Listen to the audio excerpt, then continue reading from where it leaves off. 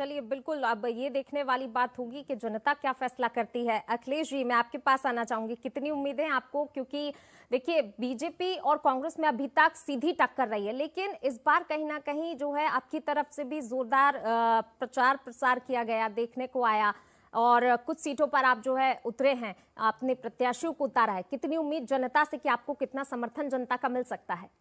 मैं सबसे पहले रत्नाकर जी की तरह आज मैं आपके यहाँ पे आया हूँ, सहारा जी को मैं श्रद्धांजलि देता हूँ। मध्य प्रदेश में जो वोटिंग हो रहा है, मतदान चल रहा है, तो सबसे पहले हम निवेदन करते हैं मध्य प्रदेश की जनता को कि मताधिकार का प्रयोग करें और बदलाव की उम्मीद से मध्य प्रदेश की जनता वोट कर रही है। बिल्कुल। और मध्य प्रदेश की जनता भावना में नहीं, मुद्दों पे आज मध्य प्रदेश का युवा बात कर रहा है, मध्य प्रदेश का पिछड़ा वर्ग बात कर रहा है, मध्य प्रदेश के दलितों में ये चर्चा है कि हमारे साथ जो अत्याचार और अन्याय हुआ है मुझे उसके खिलाफ वोट करना है। नौजवान कहता है मुझे रोजगार नहीं मिला, मुझे उसके खिलाफ वोट करना है। ओबीसी ओल्ड पेंशन स्कीम के मुद्दों पे कांग्रेस के सिर्फ वादे रहे हैं। उन्होंने अपने शासनकाल में अपने राज्यों में जहां पे उनकी सरकार है वहां पे उन्होंने अभी तक ओबीसी की जनगणना नहीं कराई। वो सब मध्य प्रदेश की जनता जानती है।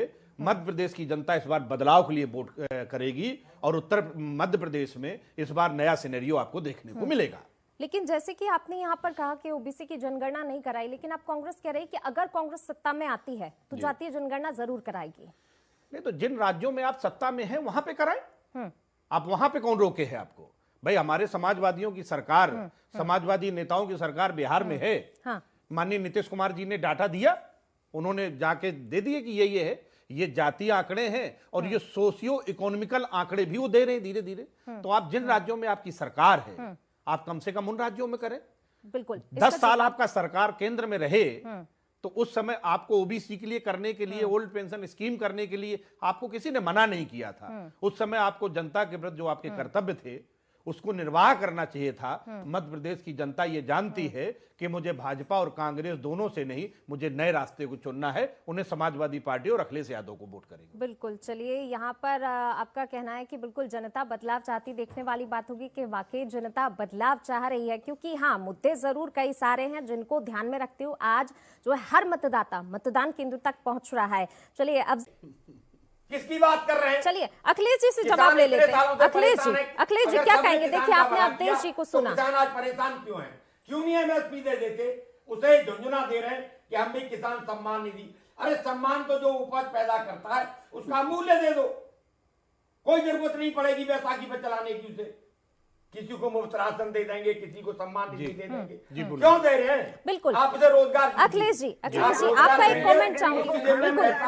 आरबी उपाध्याय जी खरीद लेगा, बच्चे पढ़ा लेगा, अपना इलाज करा। आऊंगी अफजल जी आपके पास भी, लेकिन पहले जी बिल्कुल अफजल जी भाजपा ने अपने जो वचनबद्ध क्या है वो जो जारी किया है, संकल्प पत्र जो जारी किया है, उसमें उसने कहा है कि हम राजस्थान में 450 का सिलेंडर देंगे, मध्य प्रदेश में हम 450 का सिलेंडर देंगे। तो आप पूरे देश में दो ना। बिल्कुल, आप पूरे देश में दो ना जी। आप पूरे देश में क्यों नहीं देते? ये सब इसी को बोल रहे हैं, चुनावी रेवड़ियां बांटी जा रही है। नाराज हो जाएंगे भरी हुई हो, अगर उस तरीके से करेंगे तो उनकी जेब खाली हो जाएगी।